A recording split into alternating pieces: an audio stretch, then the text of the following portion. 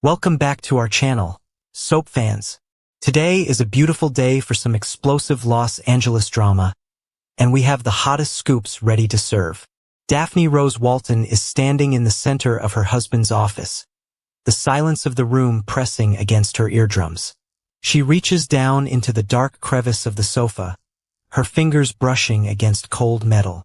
She pulls it out, holding it up to the light, and her entire world stops spinning. It is an earring, but this is not just any piece of lost jewelry. This is a signature, unmistakable piece belonging to the one woman she trusted implicitly. This belongs to Steffi Forrester Finnegan.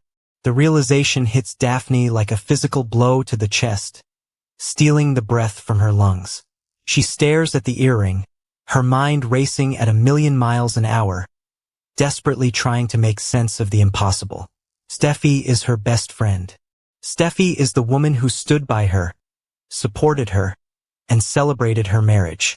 But the puzzle pieces are suddenly snapping together with terrifying clarity. Daphne remembers the recent, excruciatingly awkward encounters between Carter and Steffi. She remembers the way their eyes darted away from each other when she walked into a room. She remembers the suffocating, heavy guilt radiating from Steffi's every word and gesture. The truth is screaming at her in the silence of the office. This is not a misplaced accessory. This is a smoking gun left at the scene of a devastating crime. Before Daphne can even process the magnitude of this discovery, the office door swings open.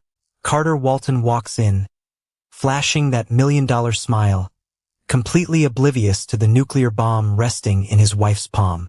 He crosses the room, his voice dripping with smooth, reassuring promises. He wraps his arms around Daphne, whispering sweet nothings about their future.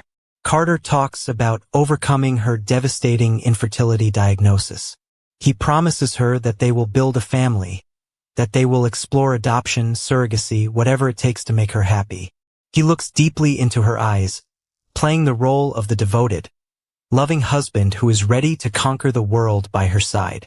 But Daphne does not feel love. She feels violently ill. Daphne forces her facial muscles to cooperate, plastering a fragile, fake smile across her lips. She nods, she agrees, and she swallows the acidic bile rising in her throat. She looks at Carter's mouth and instantly envisions those lips pressed against Steffi's skin.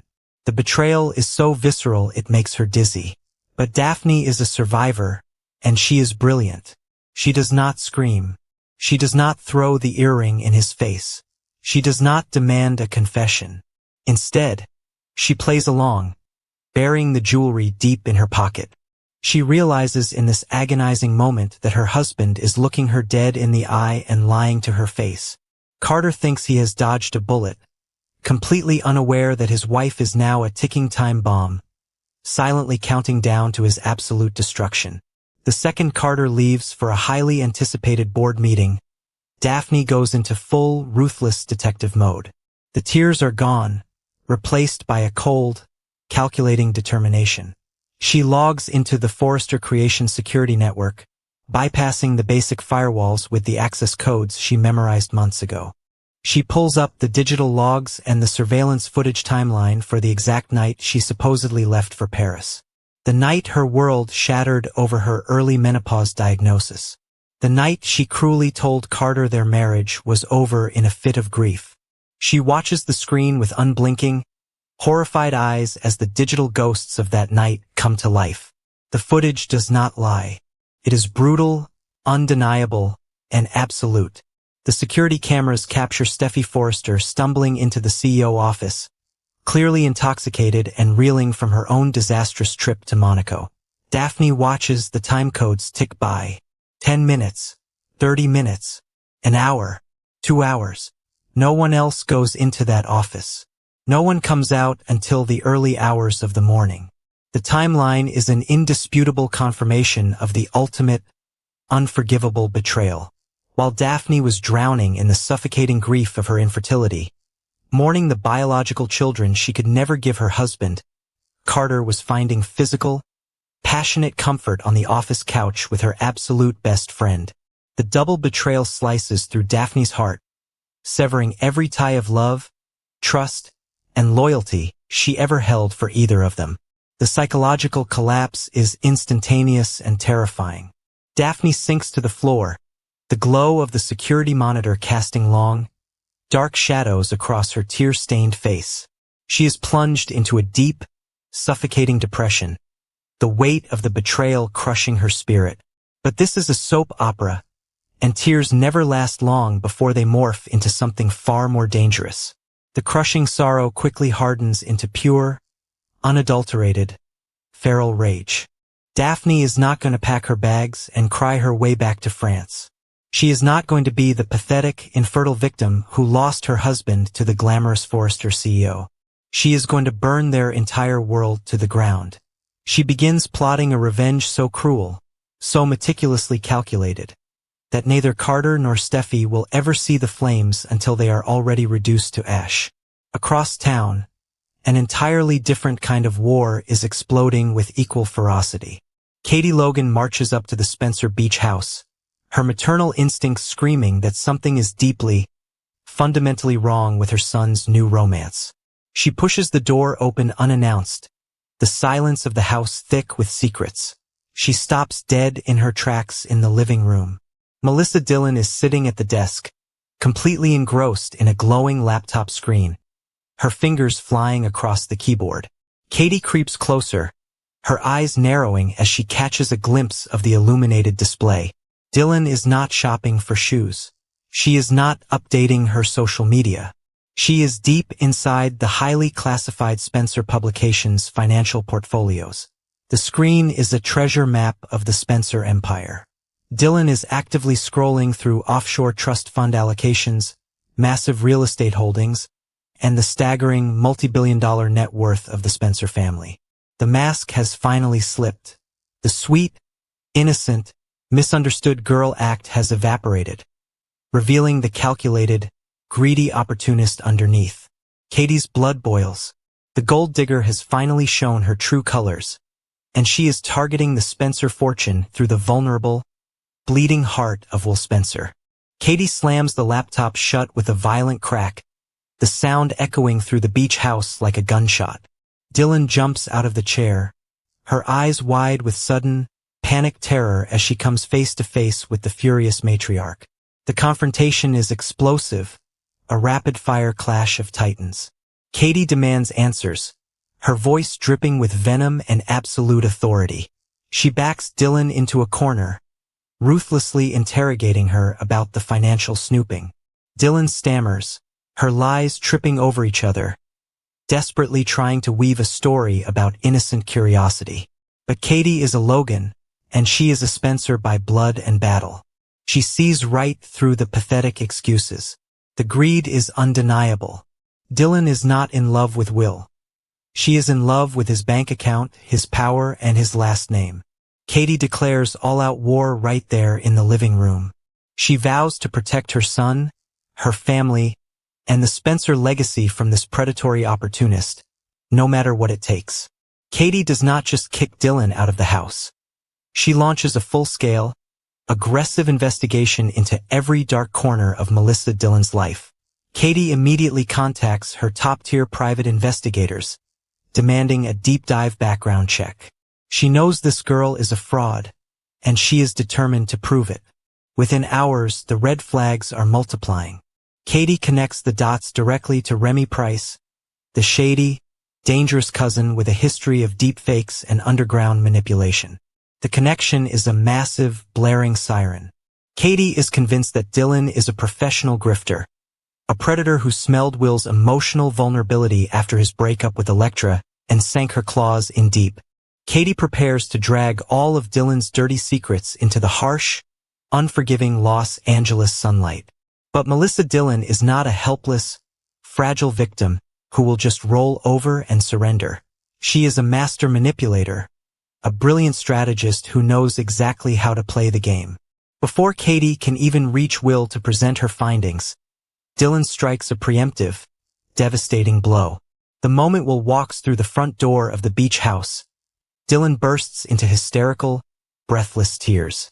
She collapses into his arms, playing the role of the terrified, bullied, traumatized girlfriend to absolute perfection. She violently twists the narrative, sobbing that Katie invaded her privacy, viciously attacked her character, and threatened to destroy her life for absolutely no reason. Dylan paints Katie as a controlling, paranoid monster who is trying to ruin Will's chance at true happiness.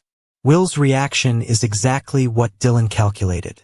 Blinded by his lingering heartbreak over Elektra, desperate for a connection, and fueled by a massive savior complex, Will becomes instantly, fiercely defensive.